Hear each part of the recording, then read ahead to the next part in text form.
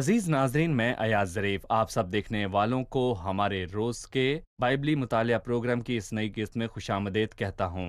इस प्रोग्राम में हम बाइबल मुकद्दस की तमाम किताबों यानी पैदाइश से मुकाशवा तक हर सोमवार से जुमा आपके लिए तफसीली मुताला पेश करते हैं। इस मुताले का मकसद बाइबल मुकद्दस को आपके सामने बयान करना है। हो सकता है आप बाइबल मुकद्दस के कुछ खास हिस्सों से वाकिफ ना हों। मैं ऐसे बहुत से लोगों को जानता हूं जो कहते हैं कि हम पुराना अहदनामा नहीं पढ़ते और मसीह से हमारा रिश्ता मत्ती की अंजील से शुरू होता है। यीशु ने सब नविश्तों में जितनी बातें उसके हक में लिखी हुई हैं वो अमाउस की राह पर शागिर्दों को समझा दें। सारी बाइबल यीशु के बारे में बात करती है। बाइबल का हर लफ्ज अकीदे के लिए फायदामंद है। सारा कलाम खुदा की तहरीक से दिया गया है और अकीदे के लिए फायदामंद है। हम गिनती की किताब का मुताला करते हुए उसके 7वें और 8वें बाब पर पहुंच चुके हैं, जो कि बाइबल की चौथी किताब है और मूसा की 5 किताबों में से चौथी किताब है। मैं चाहूंगा कि आप बाइबल मुकद्दस खोलिए और आज के खूबसूरत मुताले में हमारे साथ शामिल हो जाइए। और अगर आपका कोई सवाल हो तो हमें जरूर लिख भेजिए। खुदा उनके फजल से हम इसका जवाब जरूर देंगे। लेकिन प्रोग्राम के बाकायदा आगाज से पहले मैं खुदा के खादिम डॉक्टर एसाम को स्टूडियोज में खुशामदीद कहूंगा। आपका बहुत शुक्रिया कैसे भाई। हैं आप? मैं ठीक हूँ। साथ ही हमारे दीगर मेहमानों को भी खुशामदीद। डॉक्टर एसाम, सबसे पहले आप हमें 7वें और 8वें बाब के अहम मौज़ूआत के बारे में कुछ बताइए। 7वां बाब रज़ाकाराना कुर्बानियों के ताल्लुक से बात करता है जो इसराइली रहनुमाओं की तरफ से 2 मौक़ों पर पेश की गई थीं, सही। जिसका हम बाद में जिक्र करेंगे। लेकिन इस बाब में ज्यादातर हिस्सा इसी बारे में बात करता है। लेकिन 89वीं आयत में हम देखेंगे कि मूसा खुदावंद की हजूरी में दाखिल होता है। इस बाब में बार बार कुर्बानियों का जिक्र आता है और जहां तक मुझे याद है कि ये बाब 119वें ज़बूर के बाद सबसे लंबा बाब है। और क्योंकि ये बाइबल के तवील तरीन अबवाब में से एक है, इसलिए बाइबली मतन जी पढ़ने का बिल्कुल। वक्त हमारे पास नहीं है।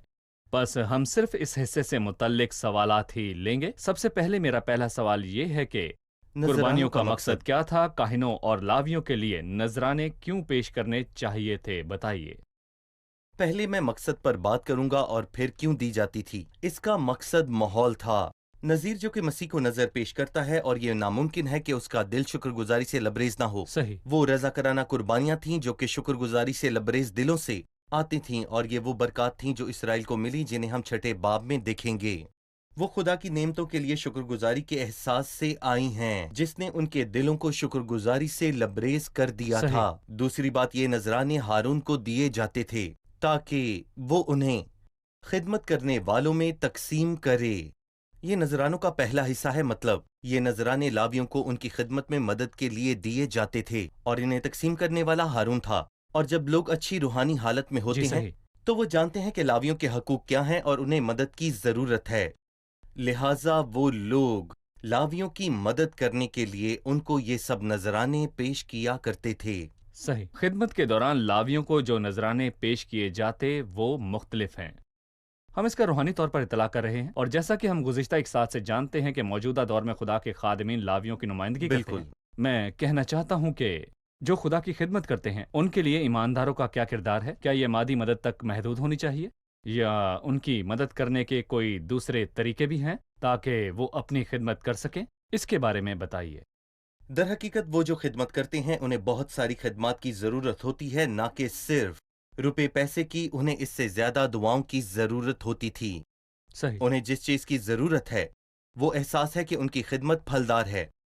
बेशक उन्हें चीजों की जरूरत है और मेरा ख्याल है कि इनमें दोनों चीजें शामिल होनी चाहिए। लिहाजा हम यहाँ देखेंगे कि उनकी मदद रुपए पैसे के अलावा भी की जाती थी और ठेलों की सूरत में भी। सही।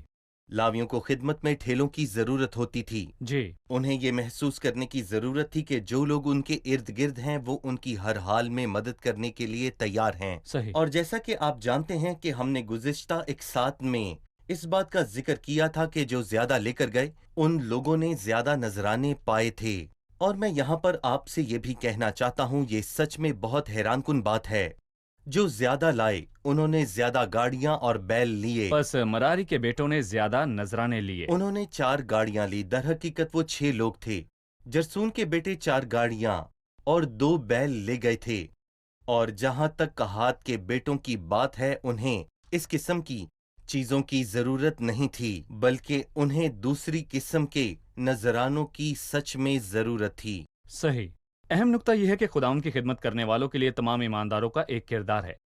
उनके लिए दुआ करना सिर्फ रुपए पैसे के जरिए मदद बिल्कुल करने की बात नहीं, बल्कि खुदा के तख्त के सामने नहीं। उनके लिए दुआ करना भी जरूरी है। ये उन नजरानों की इकसाम है जो इसराइल के सरदार लावियों को दिया करते थे ताकि वो अपनी खिदमत को जारी रख सकें। मैं कुछ अहम बात करना चाहता हूँ, और हो सकता है कि ये इस बात को करने का सही वक्त ना हो। अफसोस कि अक्सर खादमों की मदद करने की बजाय सही। उन पर बड़ी तनकीद की जाती है, हालांकि उन्हें जरूरत होती है कि कोई उनके साथ खड़ा हो और ये कहे कि खुदावंद आपको बरकत दे। लेकिन अक्सर हम लोग उनकी कमजोरियां ढूंढने की कोशिश करते हैं, चाहे उनकी कमजोरियां हकीकी हो या ना हो, लेकिन हम उनके खिलाफ होते हैं। हमें उनका एहसास होना चाहिए और ये जानना चाहिए कि वो खुदा के खादिम हैं। हमें उनकी मदद करनी है, और अगर उनसे कोई गलती हो जाए तो उसको नजरअंदाज करना है। जी सही। ये वाज़ेह है कि वो भी इंसान है और तमाम बिल्कुल इंसानों में कमजोरी जाहिर है। सही। शुक्रिया। हम एक छोटे से वक्फे के बाद दोबारा हाजिर होंगे।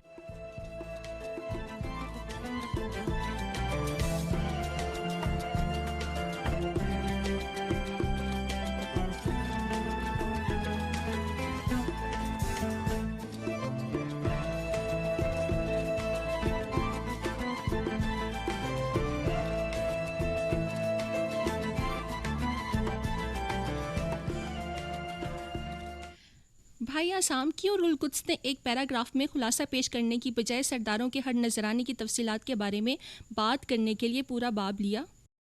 सही। कैरल का सवाल अच्छा है। सही होना और आसान होने में बहुत ज्यादा फर्क है। पैराग्राफ में मजमुआ करना आसान है, बजाय इसके कि हर कबीले के आने के बारे में बात की जाए। मसलन एक चांदी की प्लेट, लेकिन बाइबल इसके बारे में बहुत तफसील से बयान करती है। ये चांदी की प्लेट लाई, वो चांदी की प्लेट लाई। लेकिन जब कोई खुदा की खिदमत के लिए आता है तो वो हर चीज को याद रखता है, पानी देने हत्ता को भी के एक नजरअंदाज गिलास नहीं ठंडे करता। पानी को भी। इसलिए ऐसा कुछ नहीं है कि उन्होंने सब कुछ मिलकर किया। ये मुमकिन था कि वो हर चीज को 3 या 4 सत्रों में बयान कर देता, लेकिन ऐसा नहीं हुआ था। इस तवील तरीन बाब में खुदा की हजूरी में पेश की जाने वाली हर चीज को याद रखा गया और खिदमत का मुकाबला नहीं किया गया। सही। तो इस जाविये से हम 10वीं आयत से शुरू करेंगे। बस 12 दिन के लिए हर रोज एक कबीले का जी सरदार अपना नजराना पेश करने के लिए आता। वो सब एक ही दिन नहीं आते, हर एक अपना नजराना एक खास दिन सही। पेश करेगा। और इससे एक और सवाल पैदा होता है, क्यों खुदा ने हर एक को एक अलग दिन आने के लिए क्यों कहा? वो नजराने क्या थे जो वो लाते थे? और रूहानी तौर पर यह किसकी तरफ इशारा करता है? जैसा कि मैंने कहा कि खुदा तरतीब का खुदा है और उसकी हर चीज में नज्मो जब्त पाया जाता है। हर रहनुमा खास दिन पर एक के बाद आएगा। पहली बात यह कि हर कोई एक खास दिन पर आएगा ताकि उसकी खिदमत नुमाया हो जाए, सही। और फिर इसके बाद हर एक की तारीफ खुदा की तरफ से होगी, जो कि मेरे नजदीक बहुत ही ज्यादा शानदार बात है, और ये बात सही। बहुत ही अहम है। दूसरी बात यह कि अगर आप नजरानों पर गौर करें तो ये चांदी और सोने के बर्तनों पर मुश्तमिल थे। चांदी के बर्तन में आटे में मिला हुआ तेल होता और सोने के बर्तन बखूर से लबरेज होते। दोनों कुर्बानियां थीं। ये किसकी तरफ इशारा थीं? ये मसीह की तरफ मसीह इशारा की था। तरफ इशारा थीं। पूरी बाइबल में मसीह मौजूद है और नजराने अपनी अहमियत को इससे हासिल करते हैं, और ये सब मसीह का हवाला देते हैं जो अंदर रहता है, और उसी के वसीले ईमानदार उसे कुर्बानी पेश कर सकते हैं और उसकी नजर में उनकी कदर होती है। बस ये सही। तमाम नजराने अपनी तमाम तर तफसीलात के साथ किसी भी चीज को छोड़े बगैर, हत्ता कि थाली और बखूर दोनों ही यीशु मसीह की तरफ एक सही। वाज़े इशारा करती हैं। बिल्कुल ठीक। नजरानों की बात इस बाब की 89वीं आयत में है। यहाँ यूं मरकूम है, और जब मूसा खुदा से बातें करने को खैमा इज्तमा में गया तो उसने सरपोश पर से जो शहादत के संदूक के ऊपर था, दोनों करोबियों के दरमियान से वो आवाज सुनी जो उससे मुखातिब थी, और उसने उससे बातें की। मैं खुदा और मूसा के दरमियान ताल्लुक को जानना चाहूंगा। वो उससे कैसे मिलता और बात करता था और किस जगह पर मिलता था? क्या हम इससे तालीम अक्स कर सकते हैं? दर हकीकत मूसा का खुदा के साथ रिश्ता बहुत अनमोल था। अगर आप इस पर गौर करें तो क्या आप उसकी जिम्मेदारियों का अंदाजा लगा सकते हैं? उसके पास फारिग वक्त नहीं होता था। ایک دن اس کے سسر نے اس پر ترس کھایا کیونکہ اس نے اسے سارا دن کام کرتے ہمیشہ دیکھا تھا، لیکن ان تمام مصروفیات کے باوجود وہ خدا اور اپنے رشتے کو ایک خاص وقت دیا کرتا تھا، کیونکہ یہی وہ جگہ تھی جہاں اسے کام کرنے کے لیے قوت ملتی تھی۔ صحیح، اور اچھا حصہ وہ ہے جب وہ خیمہ اجتماع میں داخل ہوتا تھا، وہ کام کرنے نہیں بلکہ خدا سے بات کرنے جاتا تھا۔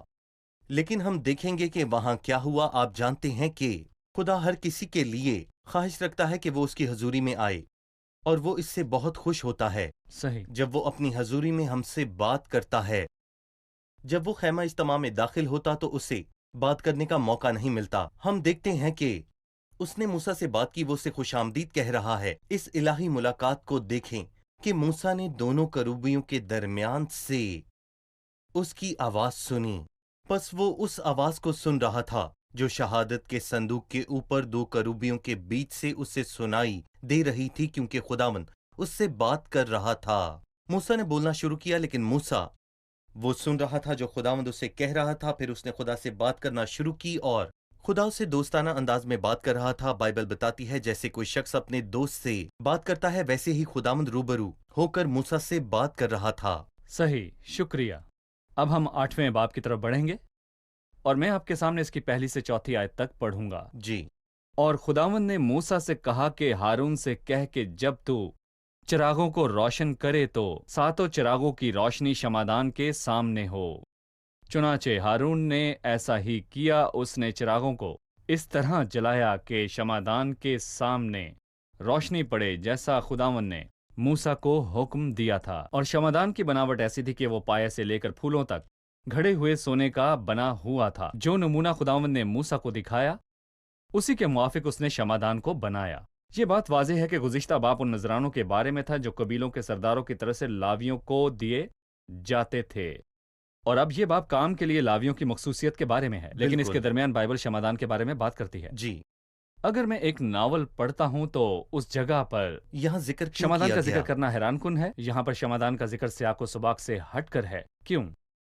یہاں وہ نذرانے ہیں جنہیں پیش کیا جاتا تھا اور خدمت کرنے والے لوگ ہیں، اور کون ان کی سچائی کو ظاہر کر سکتا تھا سوائے الہی حضوری کی روشنی کے؟ صحیح، یہاں روشنی کی نمائندگی شمعدان میں کی گئی، اور بائبل بتاتی ہے کہ اسے کس طرح بنایا گیا تھا۔ وہ کہنا چاہتا ہے شمعدان خداوند کی طرف اشارہ کرتا ہے، اور بائبل یہی نہیں بتاتی بلکہ بتاتی ہے کہ کیسے وہ پائے سے لے کر پھولوں تک گھڑے ہوئے سونے کا بنا ہوا تھا، بالکل ویسے ہی جیسے خداوند نے موسیٰ کو دکھایا تھا۔ اور شمعدان کو ایک خاص مقصد کے لیے بنایا گیا۔ اس کا مقصد ہر چیز کو ظاہر کرنا تھا۔ جی، ایک ہی دن ہوگا اور بہت ساری قربانیاں دی جاتی تھیں، اور اس کے بارے میں ایک پورا باب ہے، لیکن اس کے مقاصد کیا ہیں ہم نہیں جانتے، لیکن خدا جانتا ہے۔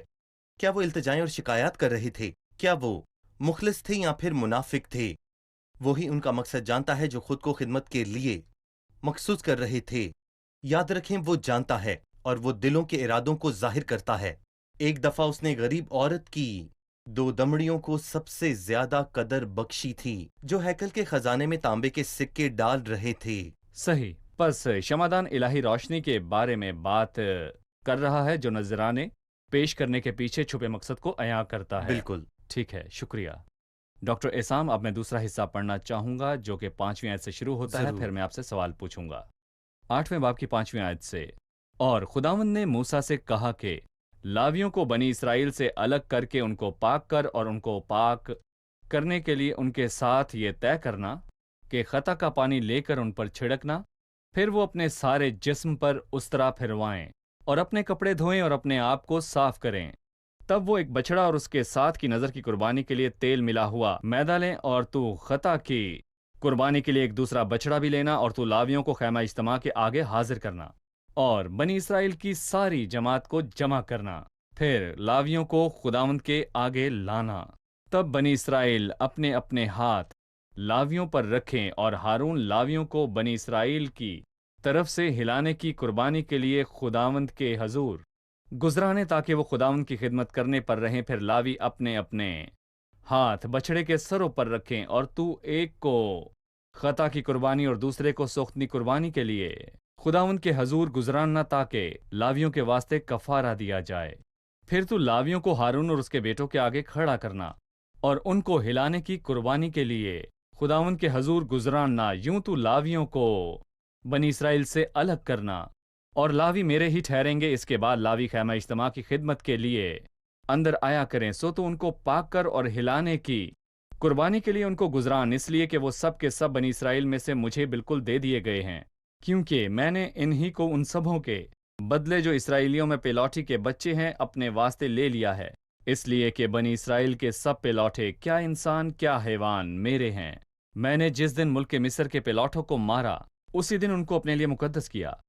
मामला खुदा की खिदमत के लिए सिर्फ एक कबीले को चुनना या एक कबीले से लोगों को चुनना नहीं, बल्कि लावियों को बिल्कुल। मुकद्दस किए जाने जैसा तरीकाकार होना चाहिए। क्या आप हमें लावियों को मुकद्दस करने के तरीक़ाकार के बारे में याद दिलाएंगे, और ये भी कि हम इसमें रूहानी तौर पर क्या देखते हैं? ठीक है, मैं एक चीज की तरफ इशारा करना चाहूंगा जो इन सत्रों में बहुत ही जरूरी है। आयत 15 में और आयत 22 में लिखा है, सही। फिर इसके बाद लावी अपनी खिदमत बजा लाने के बाद जी। और उनसे पहले ये लोग मतलब कुछ के, तरजीहात हैं। और इसका मतलब ये है कि वो लोग जी। खिदमत नहीं कर सकते थे। तैयार होना जरूरी था। ये लोग खिदमत करेंगे, और जब वो लोग खिदमत करते हैं तो खिदमत करने के लिए उनके पास मुनासिब अहलियत होनी चाहिए, इसका यही मतलब है। सही। और फिर इसके बाद अगर आप गौर करें तो यहाँ पर दो चीजें हैं और दो अल्फाज हैं जो कि दोहराए गए हैं। पहला पाक और दूसरा हलाने की कुर्बानी है, और ये दोनों ही लाजमी होनी चाहिए। दोनों का होना जरूर है। मिसाल के तौर पर लफ्ज पाक 6ठी आयत में 15वीं और 21वीं आयत में दोहराया गया है, और फिर हलाने की कुर्बानी के लिए लफ्ज आयत 11, 13, 15 और 21 में दोहराया गया है। उनके पास दो चीजें जी। होनी चाहिए थीं। ठीक है। ये मेरे हैं, और मैं कहूंगा कि वो मुझे जेब देने चाहिए, और जब वो खिदमत करें तो उन्हें ऐसी खिदमत करनी चाहिए जैसा मैं चाहता हूं। जी। पहले उन्हें पाक होना चाहिए। दूसरी बात, जब हम अहबार की किताब के 8वें बाब में काहिनों की तकसीम के बारे में पढ़ रहे थे तो ये काहिन नहीं थे जो पेश कर रहे थे, बल्कि नजराने उन लोगों के हाथों में मौजूद थे। लेकिन यहाँ कुर्बानी पेश करते हुए खुद लावियों को भी काहिनों नजराने को भी पेश किए नजराने जाते थे। पेश किए जाते थे, और फिर उन्हें अपने सारे जिस्म पर ही उस तरह फिरवाना चाहिए ताकि इंसान के जिस्म से जो कुछ भी निकलता है, मतलब कि जिस्म में से जो कुछ निकलता है उसको खत्म किया जाए, मतलब कि जिस्म की ख्वाहिशों को। फिर वो अपने कपड़े धोएं। ये अच्छी आदतों की तरफ इशारा करती है, ये पाक करने की बात करती है। इसके बाद कुर्बानियां पेश की जाती थीं। सही। लेकिन इससे पहले कि वो कुर्बानियों के सर पर अपने हाथ रखें, सब अपने अपने सरों पर हाथ रखते थे और हारून उन्हें लोगों के सामने लाए। तमाम लोग उन पर अपने हाथ रखें और फिर वही पेश किए जाएं। और पेश किए जाने से मुराद, हमने पहले कहा कि शमादान की हर चीज को जाहिर करता है, और हिलाने की कुर्बानी का मतलब है कि उन्हें खुदा की तरफ वापस मोड़ना, और उन्हें उनकी जाहिरी सूरत और उनके जौहर और उनके दिलों और उनकी सदाकत के लिहाज से देखा गया था। कौन किसके सामने देखा गया? वो खुदावंद के सामने पेश किए गए। जी, और ये एक बड़ी जिम्मेदारी है। पाक होने का मतलब मुकम्मल पाकीज़गी है, जिसका इन्हिसार कुर्बानी, तरीकाकार और हिलने की कुर्बानी पर है। और फिर वो खिदमत करने के अहल होंगे, लेकिन इससे पहले नहीं। और मैं यहाँ पर यह भी कहना चाहता हूँ कि पुराने अहदनामे में ये तमाम बातें खिदमत की संजीदगी को जाहिर करती हैं। सही। इंसान को पहले पाक होना चाहिए, फिर वो खिदमत कर सकता है, लेकिन सबसे पहले वो मेरा है। जी। अगर वो खुदा का है तो खुदा ने उसे चेक करना है, ये देखने के लिए कि वो अहल है या नहीं है। जैसा कि हमने पहले जिक्र किया कि उससे सबसे पहले पाकीज़गी के मरहले से गुजरना है। शुक्रिया। यहाँ हम एक वक्फा लेंगे और फिर दोबारा हाजिर होंगे।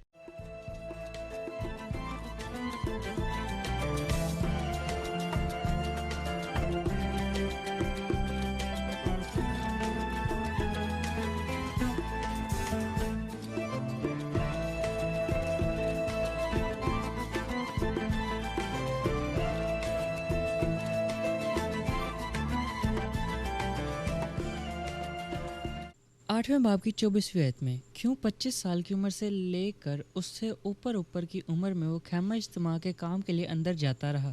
क्या इसके मुतालिक आप कुछ तफसील में बयान कर सकते हैं हमारे लिए? सही। जी। उन्हें ये खिदमत 50 बरस से शुरू करनी होती थी। अमूमन 20 बरस में लोगों को जंग करने के लिए ही भर्ती किया जाता था, और ऐसा ही होता था। लेकिन यहाँ उन्हें 25 या 25 से ऊपर की उम्र में ही खैमा इज्तिमा की रूहानी खिदमत करनी होती थी, और ये खैमा इज्तिमा में लावियों की मदद के लिए काबिल एतमाद और जिम्मेदार बनना शुरू कर देते थे। और हम ये जानते हैं कि लावी 30 साल की उम्र से ही खिदमत करना شروع کر دیتے تھے. پس میرا خیال ہے کہ عمر اہمیت کی حامل ہے. پس جو زیادہ سمجھدار ہوں گے.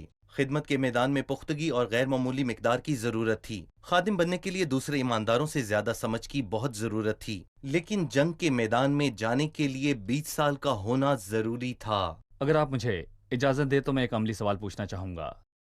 بعض اوقات میں کچھ مسیحی حلقوں میں دیکھتا ہوں کہ غیر ایمانداروں کو ان کی حوصلہ افزائی کے لیے خدمت کا موقع دیا جاتا ہے، یا اس لیے کہ وہ ایک مشہور خادم کے رشتہ دار ہوتے ہیں، یا پھر انہیں کلیسیا سے جوڑے رہنے کے لیے موقع دیا جاتا ہے. لہٰذا وہ انہیں کوائر میں شامل کرتے ہیں یا پھر انہیں سنڈے اسکول میں موقع دیتے ہیں، اس بات کو جانے بغیر کہ وہ خدا سے پیدا ہوئے ہیں یا نہیں. کیا کسی غیر ایماندار کو خدمت کا موقع فراہم کرنا اس کے لیے خدا کو جاننے کا موقع ہو سکتا ہے؟ اگر آپ کہیں کہ یہ غلط ہے تو وہ کہیں کہ اسی وسیلے ہم خدا کو جانیں گے. دوسری بات، آپ نے کہا کہ خدمت کی عمر 25 سال سے شروع ہوتی ہے، لیکن شمولیت کی عمر 20 سال ہے. گویا خدمت کا موضوع بہت اہم ہے. اس سے پہلے کہ کوئی خدا کی خدمت کرے اسے جنگ سے گزرنا ہوگا. کوئی بھی راتوں رات خدا کا بندہ نہیں بنتا. اسے جاننے کے لیے محنت کرنا پڑے گی. براہ صحیح. مہربانی آپ اس بارے میں ہمیں مزید بتائیے. در حقیقت ہم خود کو غلط جگہ پر رکھتے ہیں. کیوں؟ خدمت کون دیتا ہے؟ خدا. کیا میں دے سکتا ہوں؟ اور کیا یہ رہنما ہے؟ رہنماؤں کا کام اس بات کو یقینی بنانا تھا کہ یہ شخص ایماندار ہے اور ذمہ داری لے سکتا ہے، اور اسے ایک خاص پہلو میں نوازا گیا ہے، اور وہ اسے حوصلہ دیتے تھے. دیکھیں کہ اس سے پہلے کہ وہ اس کی حوصلہ افزائی کریں، دیکھیں خدا اس پر کتنا کام کرتا ہے.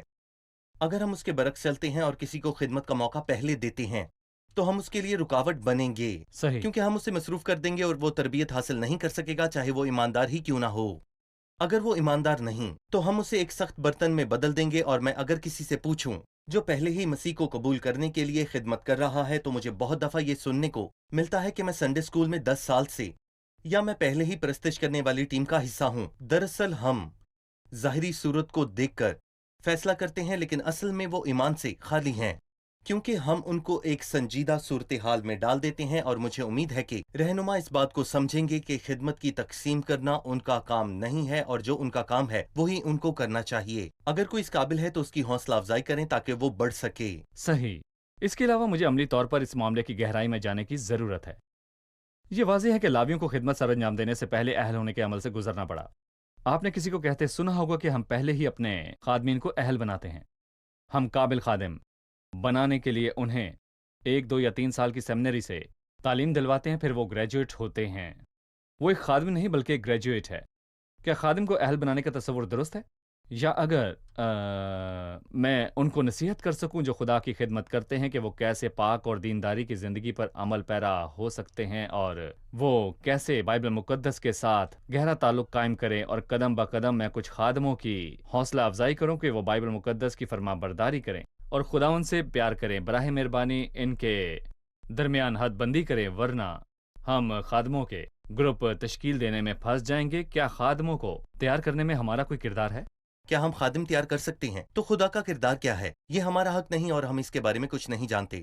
دوسری بات، کیا خدمت کرنا سیکھا جاتا ہے؟ اگر کوئی مجھے سکھاتا ہے کہ خدمت کیسے کی جائے تو کیا میں سچ میں خدمت کرنے کے لیے تیار ہوں؟ اور کیا یہ خدمت کا درست تصور ہے؟ خدمت کرنا کوئی مضمون نہیں، یہ خدا کے ساتھ ایک تعلق ہے. اس کی ترتیب حاصل کرنی ہے. خدا نے داؤد کو بھیڑوں کے ساتھ ترتیب دی اور پھر اسے ساؤل کے ذریعے تکلیف دی تاکہ وہ خدمت کر سکے. اس نے موسیٰ کو پہلے شاہی ماحول میں، پھر 40 سال بیابان میں بھیڑوں کے ساتھ ترتیب دی، اور اس نے یشوا کو ترتیب دی. اس نے پیشن گوئی میں جدون کی ترتیب کی. جب وہ گیہوں جھاڑ رہا تھا، کس نے یہ سب کیا؟ خدا نے. کس نے یہ کیا اور ان لوگوں نے کس سے یہ سیکھا؟ یہاں خدا کے ساتھ تعلق تھا. خداوند خادموں کو ترتیب دیتا ہے. وہ کچھ ایسے ایمانداروں کا انتخاب کرتا ہے جو دوسروں کی حوصلہ افزائی کے لیے دور اندیشی رکھتے ہیں، جو خداوند کے ہاتھوں سے تربیت پا چکے ہیں، تاکہ وہ خداوند کی طرف سے خدمت کو قبول کر سکیں. اور یہ خدمت خداوند کی طرف سے آتی ہے. ایماندار کا کردار اس کی حوصلہ افزائی ہے. جب اسے پتہ چل جائے کہ اس میں خدمت کے ثبوت پائے جاتے ہیں، خدمت میں مشن کی بہت زیادہ ضرورت ہے، لہٰذا وہ تربیت حاصل کرتا رہتا ہے، اور ہم سب بھی حاصل کرتے ہیں اور کرتے رہیں گے. شکریہ ڈاکٹر احسام ان عملی تعلیمات کے لیے. پروگرام کا وقت ختم ہوا چاہتا ہے. آئیے مہمانوں سے رائے جانیں. آج کے پروگرام سے آپ نے کیا سیکھا؟ جو واقعہ مجھے پسند آیا ہے وہ یہ ہے کہ موسیٰ کے بے شمار ذمہ داریاں ہونے کے باوجود وہ باقی سب کو پیچھے چھوڑنے اور خدا کے ساتھ وقت گزارنے کے لیے کامیاب تھا، اور ہمیں بھی یہی کرنا چاہیے. ہم نے سیکھا ہے کہ خادموں کو روحانی اور جسمانی دونوں طرح کی مدد کی ضرورت ہے۔ انہیں دعاؤں کی ضرورت ہے تاکہ منادی کرتے ہوئے وہ روح القدس سے معمور ہو کر بولیں۔ بعض اوقات ہم بڑے نظر آنے والے اور چھوٹے لوگوں کی خدمات میں درجہ بندی کرتے ہیں۔ ہم سوچتے ہیں کہ خدا کی طرف سے چھوٹوں کی کم تعریف کی جاتی ہے، لیکن باب 7 میں ہم نے دیکھا کہ خدا تمام لوگوں کے نذرانے اور ان کی تفصیلات کو یاد رکھتا ہے۔ شکریہ، خدا آپ کو برکت دے۔ ڈاکٹر احسام آپ کا بھائی بھی آپ کا شکریہ۔ بہت شکریہ۔ عزیز ناظرین، آج کی قسط میں ہم نے 7ویں باب میں سیکھا ہے کہ بہت سارے نذرانے جو کہ قبیلوں کے سرداروں کی طرف سے خدمت کرنے والے لاویوں کو پیش کی جاتی تھیں، اور ہر ایک سردار ایک خاص دن میں آ کر قربانی پیش کرتا تھا، اور ہم نے نذرانوں کے حوالے سے بھی بہت سی تفصیلات کو جانا، لیکن یہ سب شمعدان کے ساتھ تعلق کی روشنی میں تھا، کیونکہ خداوند کی حضوری کی روشنی ہی اس قابل ہے جو خدمت کرتے ہوئے ہمارے ارادوں کو ظاہر کرتی ہے۔ جب آپ کسی دوسرے خادم کی رہنمائی کرتے ہیں یا اسے ترغیب دیتے ہیں تو خدا کی حضوری شمعدان کی روشنی کی طرح ہر چیز کو ترتیب دیتی ہے۔ جب میں نذرانہ پیش کرتا ہوں تو وہ مجھے منظم کرتا ہے۔ کیا میرے نذرانے کے پیچھے مقصد مسیح کو جلال دینا ہے، یا یہ میرے اپنے جلال کے لیے ہے اور دوسرے سے تعریف لینے کے لیے، یا میں اپنی خواہش پوری کر رہا ہوں، یا پھر بدنیت فائدے کے لیے ہے؟ شمعدان کی روشنی خدا کی حضوری کی روشنی کے بارے میں بات کرتی ہے، جو ہر چیز کو ظاہر کر دیتی ہے، ہر عمل کے پیچھے موجود ارادوں کو بھی۔ ہم نے یہ بھی سیکھا ہے کہ خدا کی طرف سے ہر قربانی کی تعریف کی جاتی ہے، چاہے وہ چھوٹی ہو یا بڑی۔ خدا چھوٹی بڑی سب قربانیاں دیکھتا اور تعریف کرتا ہے، یہاں تک کہ ایک گلاس ٹھنڈا پانی دینے والا بھی اجر نہیں کھوتا۔ آج کی قسط میں ہم نے سیکھا کہ خدمت کرنے سے پہلے لاویوں کو اہم بنایا گیا تھا۔ جو ناپاک ہے اس کے لیے خدمت کرنے کی گنجائش نہیں ہے۔ وہ جو جسم سے تعلق رکھنے والی ہر چیز کو ختم نہیں کرتا اور اپنا احتساب نہیں کرتا، اس سے پہلے کہ وہ خدمت میں شامل ہونے اہل ہونا چاہیے۔ اگر وہ ناپاک ہوتے اور خود کو پاک نہ کرتے تو ان کے لیے خدمت کی گنجائش نہ ہوتی۔ میرے عزیزو، خدا کے خادم خدمت کرنے سے پہلے پاکیزگی کی پیروی کریں۔ پاکیزگی کی پیروی کریں۔ ان الفاظ کے ساتھ اگلی قسط میں پھر ملیں گے۔ خدا آپ سب کو برکت دے۔